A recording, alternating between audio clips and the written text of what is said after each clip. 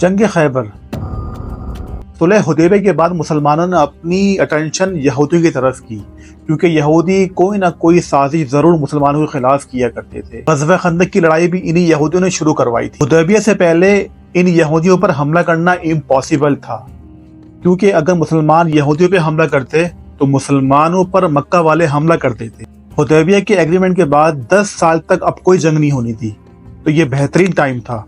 और यहूदियों का हेडक्वार्टर था खैबर। खैबर का किला पूरे अरब में सबसे ताकतवर किलों में से एक था। पूरा अरब ऑलमोस्ट सारा डेजर्ट ही है, लेकिन खैबर में फार्मिंग, फ्रूट और ये चीज़ें बहुत ज़्यादा थीं जो कि पूरे अरब में एक्सपोर्ट की जाती थी। इससे जितना भी पैसा बनता वो तमाम का तमाम इन्हीं किलों में महफूज करके रखते थे, क्योंकि इनको पता था कि ये खैबर के किले फतह करना इम्पॉसिबल है। मुसलमानों ने बहुत ही सीक्रेट तरीके से खैबर पर हमले की तैयारी शुरू कर दी, लेकिन मदीना के कुछ मुनाफिकों ने खैबर वालों को पहले ही बता दिया कि सिर्फ 1500 लोग आ रहे हैं और तुम तो वैसे ही बहुत ताकतवर हो, इनको आराम से हरा दोगे। और यहूदियों ने भी इस खबर को बहुत लाइट लिया। एक दिन यहूदी अपने खेतों में काम करने के लिए गए और अचानक से सामने मुसलमानों की फौज थी, तो सारे यहूदी भाग के किले में आने लगे और चीख चीख के कह रहे थे कि मोहम्मद आ गया है, मोहम्मद आ गया है, मोहम्मद आ गया है सल्लल्लाहु अलैहि वसल्लम। खैबर मदीना से तकरीबन 150 किलोमीटर दूर है, और अगर आज भी आप गाड़ी में जाएं तो तकरीबन आपको 1.5 से 2 घंटे पहुंचने में लगते हैं। खैबर के इस किले के 2 मेन हिस्से थे। एक हिस्से में 5 बड़े किले थे और दूसरे हिस्से में 3 किले थे। तो मुसलमानों ने पहला हमला खैबर के पहले किले पर किया। पहला किला फतह करने की कोशिश के बावजूद भी कोई फायदा नहीं हुआ। रसूलुल्लाह सल्लल्लाहु अलैहि वसल्लम ने कहा कि कल मैं ऐसे आदमी को झंडा दूंगा, झंडा देना मतलब ऐसे आदमी को लीडर बनाऊंगा जो अल्लाह और इसके रसूल सल्लल्लाहु अलैहि वसल्लम से मोहब्बत करता है और अल्लाह और इसका रसूल सल्लल्लाहु अलैहि वसल्लम इससे मोहब्बत करते हैं।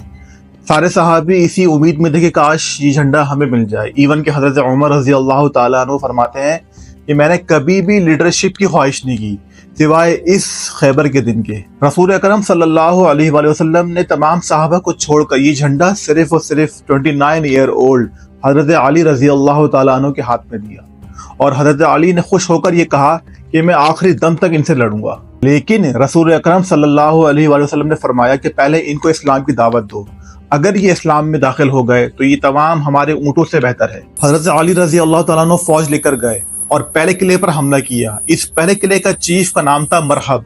मरहब पूरे अरब में अपनी ताकत से बहुत मशहूर था, मतलब इससे लड़ने का कोई सोच भी नहीं सकता। और इस मरहब ने मुसलमानों के सामने आके चैलेंज किया कि कोई आकर मुझसे लड़े। हजरत अली रजी अल्लाह ताला अन्हु सामने गए और बड़ी आसानी से इसको हरा दिया, जिसकी वजह से हजरत अली रजी अल्लाह ताला अन्हु इसकी जगह पूरे अरब में एज अ वॉरियर मशहूर हुए।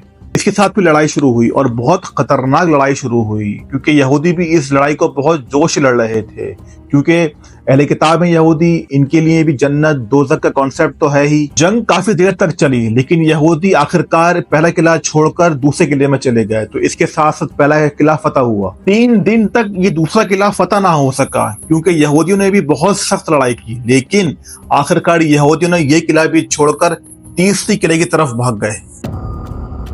तीसरा किला भी सेम बहुत दिनों तक फतह ना हो सका। मुसलमान हैरान थे कि हमने इनके खाने पीने के सारे रास्ते रोक दिए, लेकिन ये बाहर आकर क्यों नहीं लड़ रहे। एक दिन यहूदी जासूस जो कि मुसलमानों के लिए जासूसी करता था, उसने आकर बताया कि ये किले बहुत पुराने हैं और यहूदियों ने इनके नीचे सीक्रेट रास्ते बनाए हुए, जिनको यूज करके वो पानी को लेकर अंदर आ रहे थे। तो मुसलमानों ने वो रास्ता भी आखिरकार बंद कर दिया, और कुछ ही देर बाद यहूदी अपने किलों से बाहर आ गए और मुसलमानों से सामने से लड़ने लगे।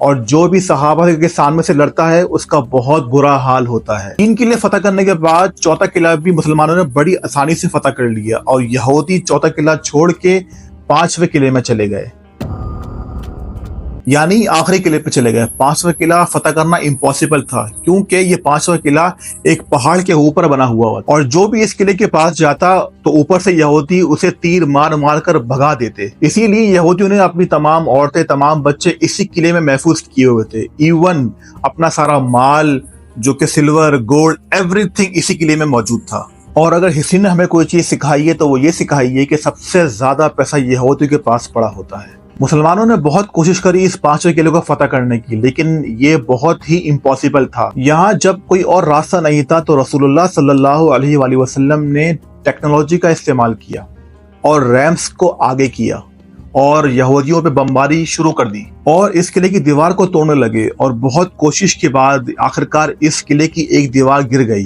اور یہ دیکھتے ہی مسلمانوں نے پوری طاقت سے حملہ کیا، اور یہودی اپنی عورتیں، بچے، سلور، گولڈ سب کو چھوڑ کر اس قلعے کے ایک حصے میں بھاگ گئے۔ اب یہاں کچھ ہسٹورین یہ کہتے ہیں کہ آخر کے 3 قلعوں نے سرنڈر کیا، اور کچھ کہتے ہیں کہ 2 نے سرنڈر کیا اور ایک کے ساتھ لڑائی ہوئی۔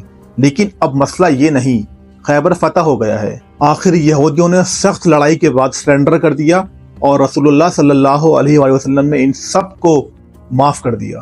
لیکن خیبر میں جتنا بھی فوڈ اور فروٹ کی پروڈکشن ہوتی ہے، اس کا آدھا مسلمانوں کو دینا ہوگا، جس پر یہودی بڑی آسانی سے راضی ہو گئے۔ خیبر سے مسلمانوں کو اتنا گولڈ اور اتنا پیسہ ملا کہ سب کچھ ہی بدل گیا۔ ایون کہ حضرت عمر رضی اللہ تعالی عنہ نے کہا کہ ہجرت کے 7 سال بعد آج ہم نے پہلی بار خیبر میں پیٹ بھر کھانا کھایا، اور جو مسلمان مکہ سے ہجرت کر کے مدینے آئے تھے ان سب نے اپنے مدینہ کے بھائیوں کو پیسے واپس کر دیے۔ خیبر کی اس جیت نے مسلمانوں کو ایک غریب جماعت سے نکال کے عرب کی سب سے پاورفل اور امیر جماعت میں داخل کر دیا۔ سبسکرائب